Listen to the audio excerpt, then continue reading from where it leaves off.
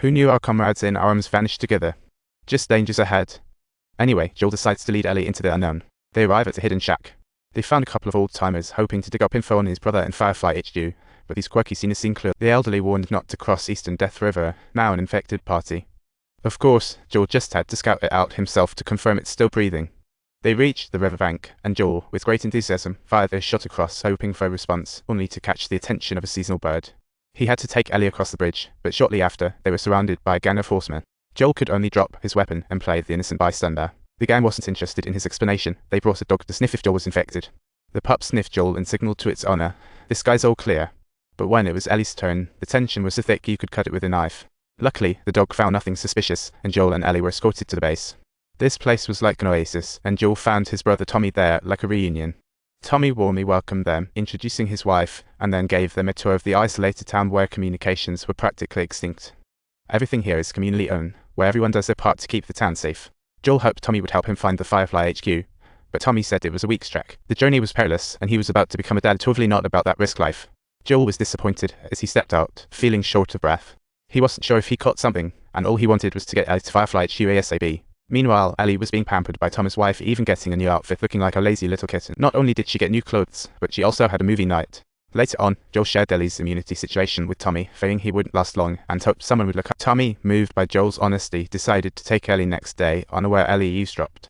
Ellie felt Joel was abandoning her, using his late daughter to hurt her. Enraged, Joel left, feeling unable to care for her. Bright and early the next day, Ellie packed up and got ready to go. This time she was on her best behavior, following Tommy to the stable, only to find Joel waiting. Joel couldn't let Ellie go and decided to escort her himself. Already considering her his daughter, he bid farewell to Tommy. They loaded supplies, mounted their horses, and rode to their destination. After 5 days, they reached Firefly HQ, finding it only inhabited by a few monkeys. Joel felt a twinge of unease, brushed down the horses, and armed himself as he went inside, only to discover a moving list left by the Fireflies. Then he found their escape route upstairs, but as he was about to leave, a few raiders popped up below, and they planned on sneaking away. However, just as he went to grab the reins, someone jumped him from behind. Joel immediately engaged in a scuffle and totally overpowered him, choking the guy and turning around. Ellie saw a knife sticking out of Joel's abdomen. The other 3 raiders quickly caught up, and Joel had no choice but to flee with Ellie. After escaping, Joel collapsed from blood loss, falling heavily from the horse.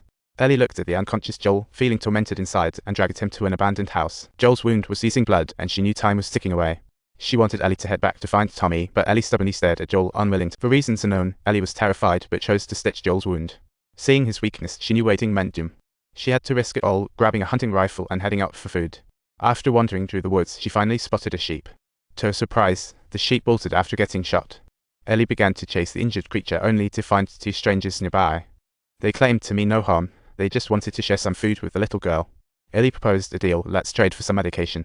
Heading to David's place, Ellie planned to get the meds and leave herself as collateral. While waiting, they started a campfire, and the men began explaining their current situation. They were part of a little community that banded together to survive post-apocalypse.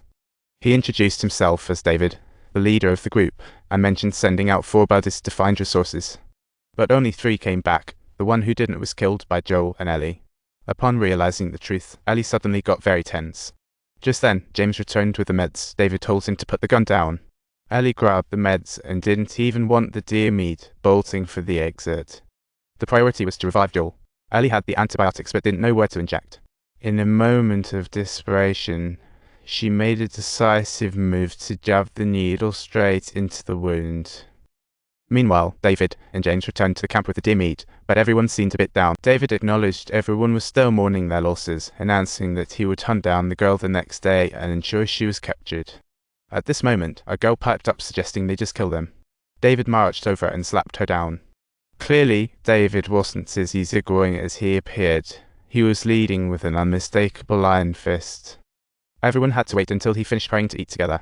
The next day, after feeding the horses, Ellie spotted David approaching with his crew and weapons. She rushed back to her hiding spot to wait Joel so they could vacate, but Joel was in no condition to ride. Ellie left him a knife and intended to personally lure those pursuers away herself.